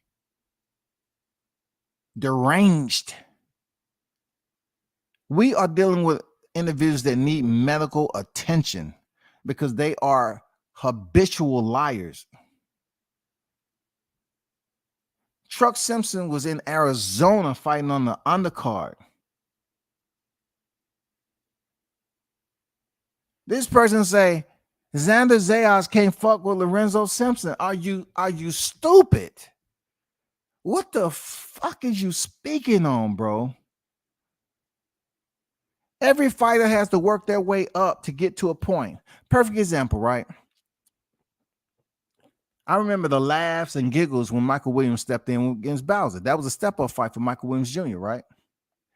And look, the genius part about what they did independently was build his record up. They built his record up. He's still very, very young. He built his record up. Not everybody can jump on TV in the first round. You know what I'm saying? So they built his record up. He stepped in there with a gritty, tough, tenacious freaking John Bowser and lost. Okay. But they won't tell you how he got up after multiple knockdowns to keep on fighting. He could have just pulled a Curtis Harper and turned around and walked out the ring and say, fuck it. I'm not doing this. But he was able to get up multiple times. Still, the fight looked bad because Bowser is still making videos off one fighter who didn't mean anything at the end of the day to the YTC like that. He's still clout chasing a fighter who wasn't even signed to a promotion. He's still making video clips off a fighter who he had a win over and was never signed to the promotion. But they won't talk about how many times. They won't talk about behind the scenes. A lot of shit that go on behind the scenes, dropping all that weight. Fighters go through it all the time. Dramatic weight loss, coming in the ring, dehydrated, losing in dramatic fashion with multiple knockdowns. And that's the way it ended. People are always going to talk, win or lose. T.O. won, they talking. T.O. loses, they definitely going to talk. But to sit up here and compare a situation that went down in Arizona with the Mickey Bay Tevin Farmer situation, and to basically have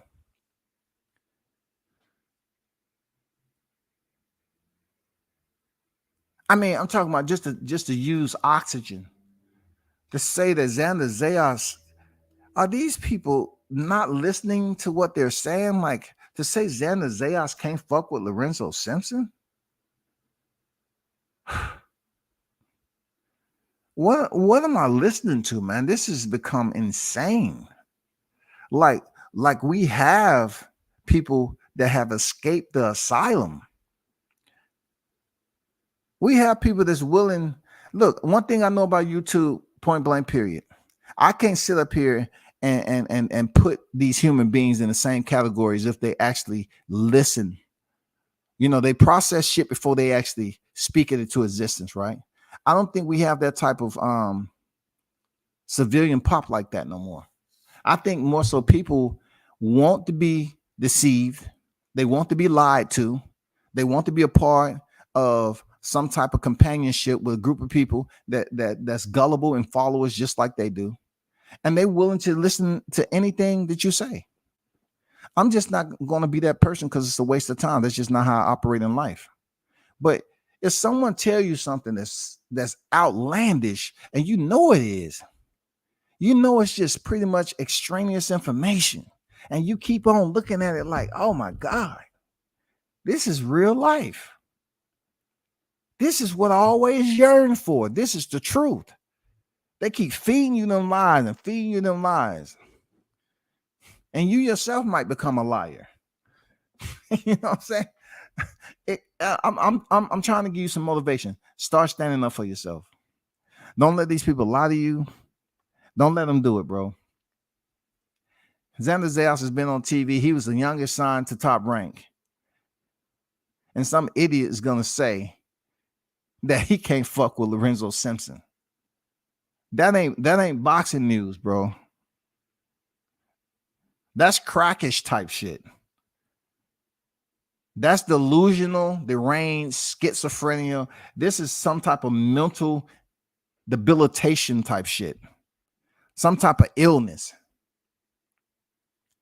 Are y'all not seeing how tough these fighters are that's coming up through the ranks, the top rank? Are y'all not seeing who they're fighting? They're putting them guys in there with tough fighters, bro. Look, what y'all gonna do? Turn on Keyshawn Davis? What y'all gonna do? Turn on Keyshawn Davis? Fight Hype was doing an interview with Keyshawn Davis, and he gave T.O. his respect. He said, I still think you great, T.O. I still think you great. You keep on doing your thing. Y'all gonna turn your back on Keyshawn, the Olympian silver medalist? You're gonna say, oh, he fucking with T.O. He gave him love. Are y'all gonna do that to the black fighter, to Keyshawn? Just because he say, I like to be true about it. He say, if I don't like a fighter, that don't mean I'm just gonna bash them. I might like them for a different reason. But if they doing their thing in boxing, I'll say, okay, they're doing their thing. If they not, they not. I'm not gonna just turn around and say, well, just because I feel some type of way about him, I'm gonna say, oh, his performance was trash, this, that, and the other. No. He said, I like to be truthful about things. And, you know, T.O., hey, man, in my eyes, you're still great. Keep doing your thing. You're still great. So y'all going to turn your back on Keyshawn Davis too? Seriously, man, we got to be very aware of what's going on, man. You know, Keyshawn Davis have a bad performance. You're going to go back to what he said about T.O.? Max says, salute, General. The fact that T.O. fought 12 with the damaged lung says a lot. It says a hell of a lot, bro. It says a hell of a lot. It says a hell of a lot. Man, these fighters take damage. This is a wild, wild west type of sport. These fighters take damage in training. This is not like track and field. When it's a non-contact sport.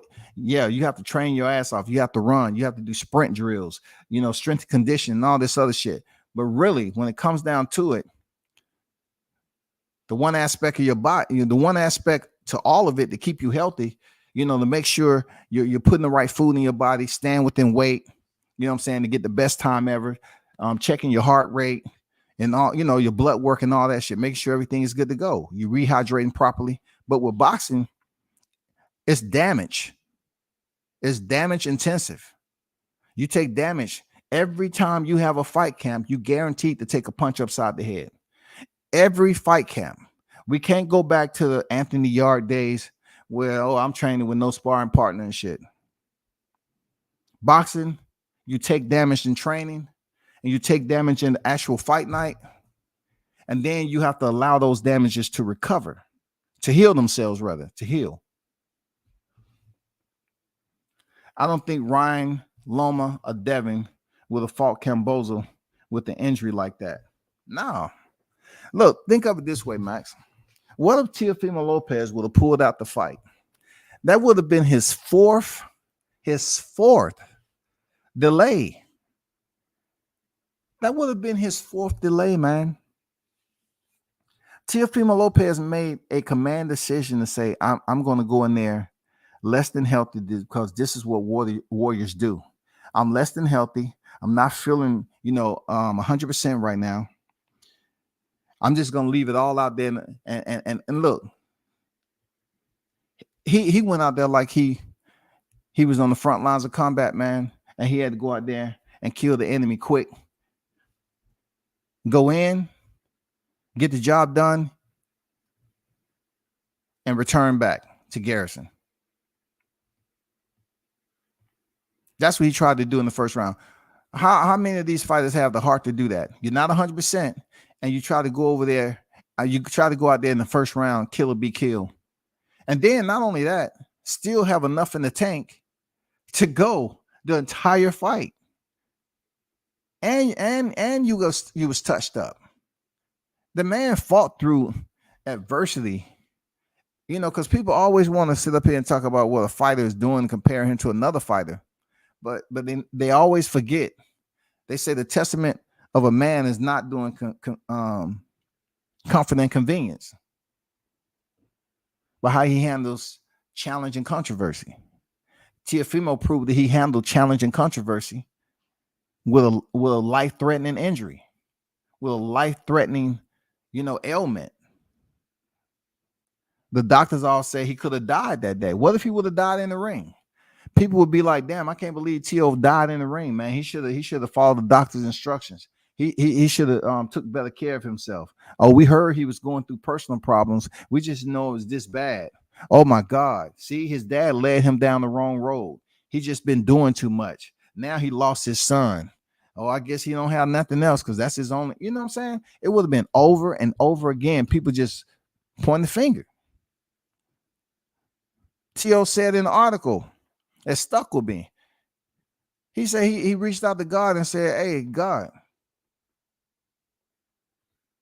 I need your help because I'm about to do something I'm not built to do. I'm about to quit. I need to put that out there so they can use that too. It's a difference between quitting. He did quit, and he made a prayer to God saying, hey, I'm about to quit. And then, God helped him get through the rest of the fight. He ended up dropping George Kambosos. If all the medical examiners are saying that before the fight that Teofimo Lopez was in a bad place, you know what I'm saying? He had stuff going on. He can barely breathe. For him to come out the gate and still try to go out there and go 12 rounds, y'all. 12 motherfucking rounds, dog, in a championship fight against a healthy George Kambosos. Not only that, George Kambosos asked him to fight Teofimo now. Ask George Kambosos to fight Teofimo Lopez after last night. Hey, you lose again in October, whatever the fight is. Hey, get that fight with that rematch with Teofimo Lopez at 140. Let's see how that work out for you. Go ahead, big dog. Move up to 140 and fight the Teofimo Lopez that you seen last night. That's all you got to do. I mean, if you feel that you're that guy and you want that, you want to run it back, go and fight the one that fought last night. with that type of defense and that display of mastery that he was giving the people. Go ahead, there, George Kambosos. Do what you got to do. It's hard to even breathe with a bruised rib. Yeah, he had esophagus issues, man. You know, that's real life-threatening issue when you start dealing with, you know, respiratory and, you know, the organs that you have to depend on to be able to breathe correctly. Well, T.O. back in there is 2 belts up for grabs. Let's just sit back and see which route each guy takes or don't take to get after those belts. I agree. What route? I would like to see T.O. fight Regis Prograis. I would like to see him fight Subriel Matias. All the tough fights is up there. You know, if he's the guy that they're pushing hard. Josh Taylor, yes. Put him in a fight with Josh Taylor. Josh Taylor knows it'll be good money. And that may be who he might fight in December. What if he fight Josh Taylor in December, pick up 2 straps? Man, come on, bro. Now he's going to be a 2-division unified champion, bro. You feel me? Because from my understanding, Josh Taylor has the IBF and the WBO title. Then they come off the WBA and the WBC. Let me double check, because that's what I have the access to do. Let me double check. Oh shit. Let me double check right quick. Let me double check. Correct. I was correct. No fake news. At no fake news. Josh Taylor had the IBF. He has the IBF currently in the WBO title. The WBC and the WBA is vacant right now. And look, they putting that plate out there for Teofimo Lopez, bro. I'm telling you, they put that plate out there for Teofimo Lopez. Now people are gonna say, "Oh, there's been other fighters up there as long as Teo, and he should just get in line." No, that's not the way it works. They land the foundation for him to go up there and get a belt. If Josh Taylor is his fight in December, he's about to go in there and fight for the straps, man. He's about to go in there and fight for 2 straps. He'll be 2-time champion. And is only what, 25 years old? Is he? He's 25. Come on, man. It don't matter how much damn rhetoric you speak on this guy. They're laying the table out. They laying the spread out. The red carpet is already out, bro. That's done and that's done with. This 140-pound division is set up for Teofimo Lopez, man, to pick up a strap. Set up for Teofimo Lopez to pick up a strap. And don't say it ain't no good names. It's good names up there for him to make millions. It is. It's really good names for him to make millions, bro. Mm-hmm.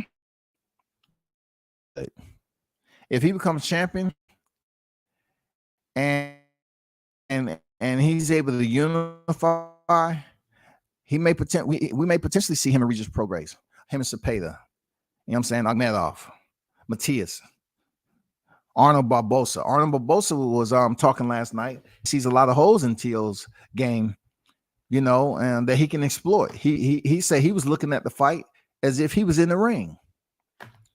That might be a future fight.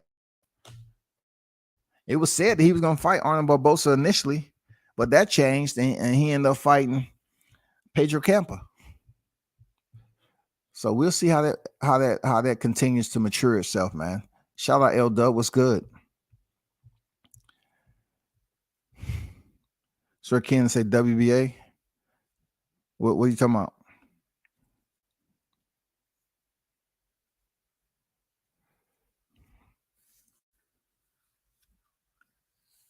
L Dub said the IBF would strip Taylor if he don't fight Ponce next purse bid August 22nd.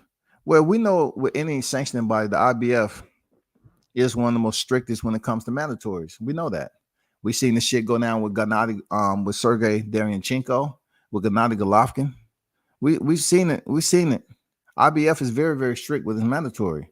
we seen it go down with Teofimo Lopez. You know what I'm saying? If Teofimo Lopez would have fought Devin Haney, he would have had to damn vacate that IBF title, period. Because he had the franchise title. You know what I'm saying? And it really didn't matter if he had the franchise title or not, really. It really didn't matter.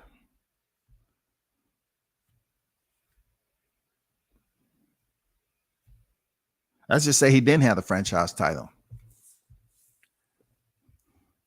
Some accommodations would have had to be made for George Cambozo, for them to unify the belts, just like the Stantione situation. So we know the IBF is very strict with their mandatory shit. So let's see how it works. Regardless, Josh Taylor fights his freaking mandatory or whatever happens with that. Who knows? Boxing is boxing. They make shit happen. You know what I'm saying? But we do understand the IBF is one of the strictest sanctioning bodies when it comes to their mandatories. Period. You will get your ass stripped. So let's see if Josh Taylor is able to, you know, keep that IBF and WBO title somehow, some way. We'll see how it plays out. Because in December, I'm assuming that Teofimo may be fighting for a title. Now, we already seen the scandal that went down with the WBC in the lightweight division and the IBF. His team is very, very smart. His team is very, very smart now. They land the table out. They land the table out for him now.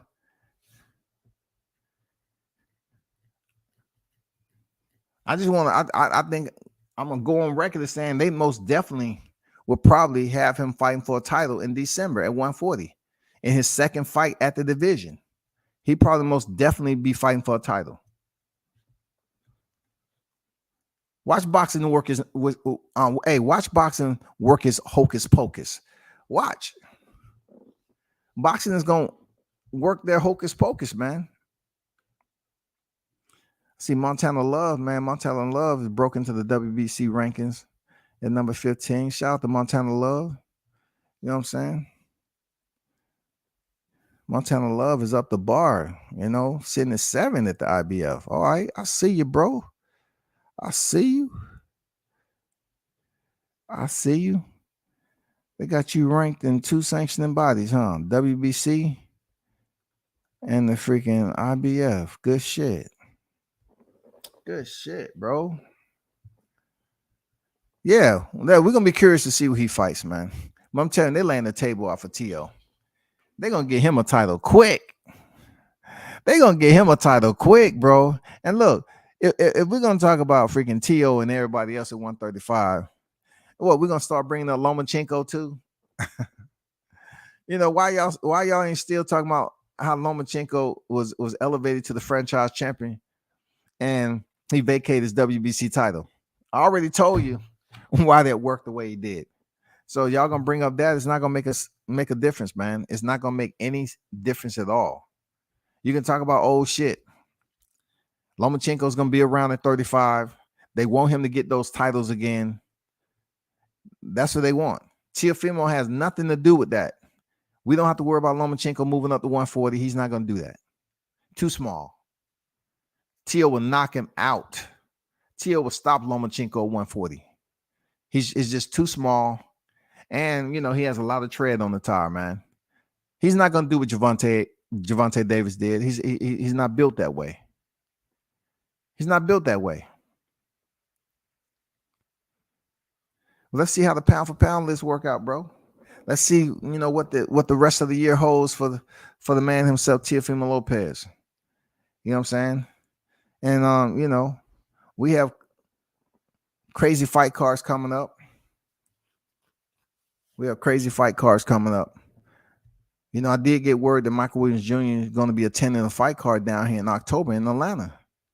I know Atlanta's looking, you know, very closely and welcoming Michael Williams, Team Williams to Atlanta G8. Because most of the time when I'm showing up to a fight, I'm on the road.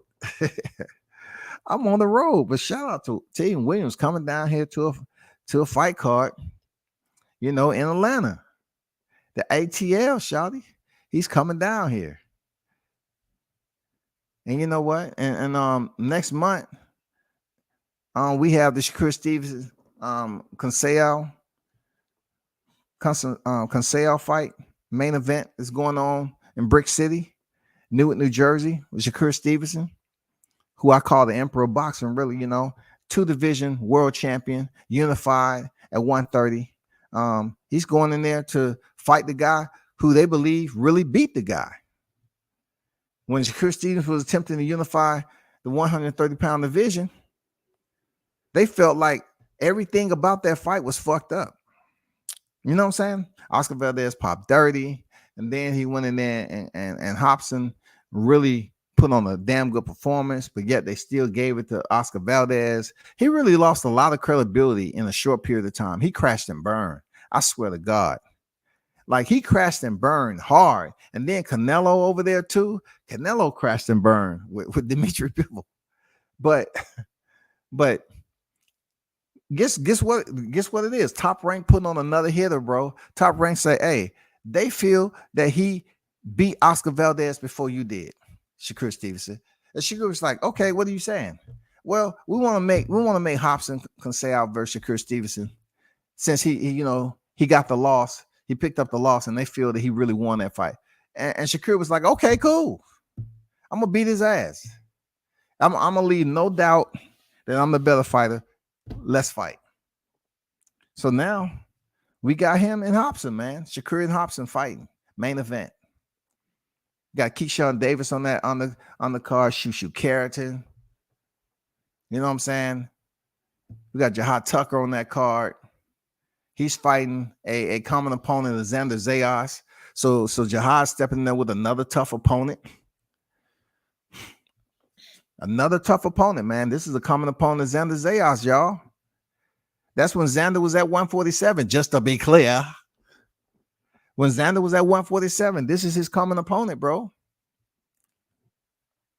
So he's going in there for his 9th victory. You know what I'm saying? Good shit, bro. But man, that's what it is. That's all I got, man. I've been on here close to 2 hours already. Oh, let me say this, man. My boy Dominic Cruz, man, one of the best bantamweight champions in UFC. He was stopped by Chito Rivera. I knew that was gonna be a tough fight for him because Chito is an absolute beast, man.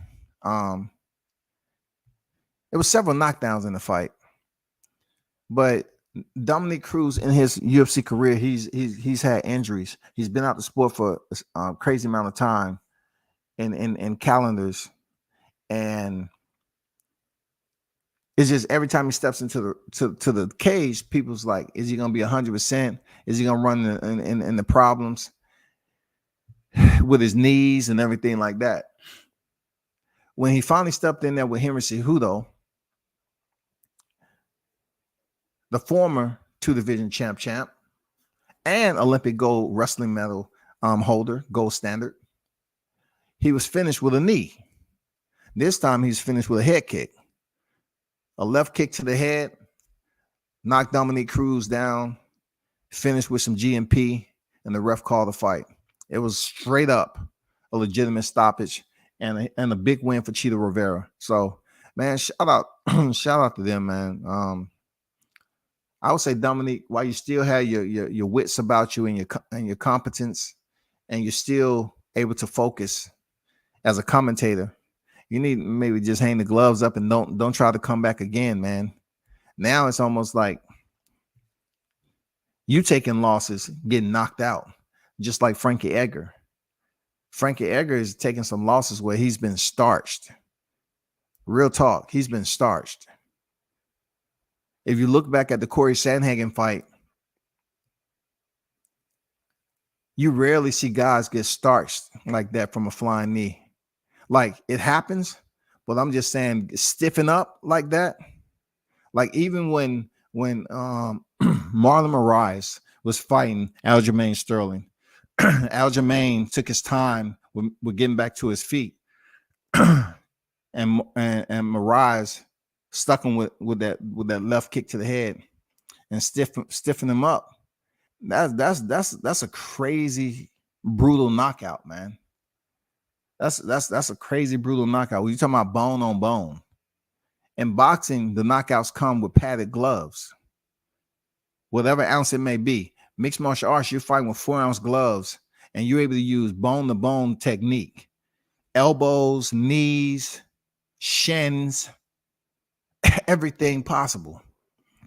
And Dominic Cruz is being knocked out, Ben Askren style, before. So, and shout out to Ben Askren, man. You got your money, you got a little paycheck. But Ben Askren, if anybody remember Jorge Masvidal 5-second knockout of Ben Askren, that is as stiff as it gets. And he had a running start with a flying knee.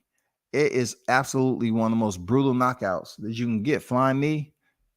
But anyway, shout out to Chito Rivera for picking up the win. Shout out to Top Rank for putting on a damn good card. Troy Isley did his thing. You know what I'm saying? Vivas, man, damn good fight. Vivas versus Valencia, damn good fight, man. Cortes versus Montoya, very exciting impact fight. Seriously, man, I'm like, damn. Duke Ragan, he had an entertaining fight too. He just need to work on his defense. He was getting touched up a lot. He says all the fighters at 126 are trash, but you're gonna have to improve your defense, fella. Especially if you're a boxer and you have limited knockout power. You need to work on your defense, big dog. You really need to work on your defense. And most of all, Teofimo Lopez, man. Once again, your name is popping out here in these YouTube streets and in boxing period. They hating on you like they're always gonna do. They don't understand it. It's no rivalry with anybody at 135. The only person that's going to get close to getting any type of recognition is Ryan Garcia. If Ryan Garcia chooses to stay at 140, then it's a big possibility, if all else fails, that Teofimo Lopez may face Ryan Garcia. You know what I'm saying? And Ryan Garcia hasn't even accomplished what Devin Haney has accomplished, but he has a name. He has popularity. He has the fan base. And that's going to supersede a lot outside of the titles. Listen to what I'm telling you. That's going to supersede a lot outside the titles, bro. Y'all need to understand how boxing is working right now. You having fighters coming back for exhibition fights. Fighters jumping the line because of popularity. Who can sell the tickets? We've seen Edgar Berlanga in trouble. We've seen him go the distance for the first time. We've seen him face adversity. But yet, what are they doing? They're keeping him right there in his home. People still come out and support him. Popularity. He's still picking up a nice check. Popularity. As long as Edgar Berlanga continue to perform and go in there and get the victory, guess what? He's going to continue to goddamn get them cards where his people coming out to see him. I'm just saying, y'all. I'm just saying. Pay attention. What's going on, D? Ponce versus Matias, IBF vacant belt on the Wilder Helenius undercard.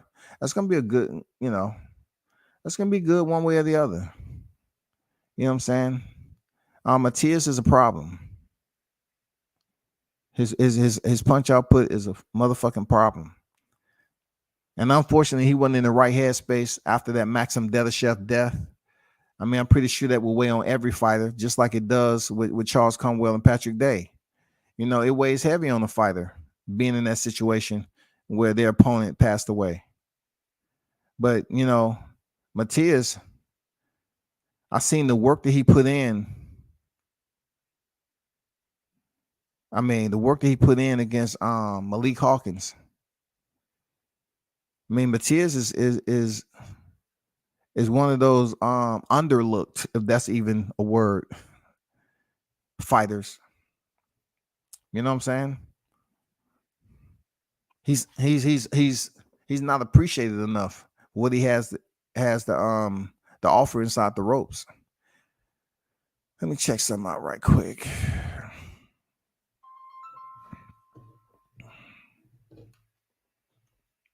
Check something out.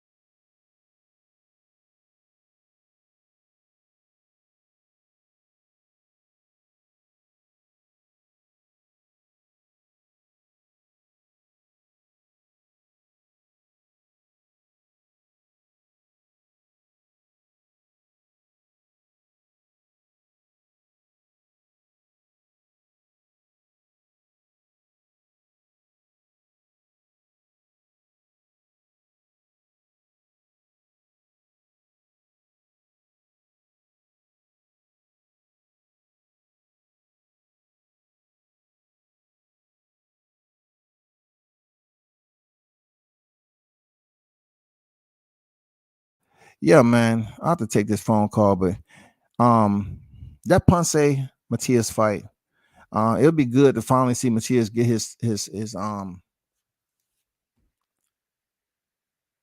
get his opportunity on the big stage once again, especially for a title shot. Ponce is and bringing that Marcus Maidana, them Argentinian fighters, they come to get it in, man. That should be a very good scrap.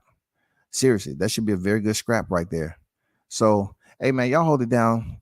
I'll touch bases with y'all later. A big shout out to the supporters. Salute to everyone. Turn up and tune in to World Combat Sports. I'm out.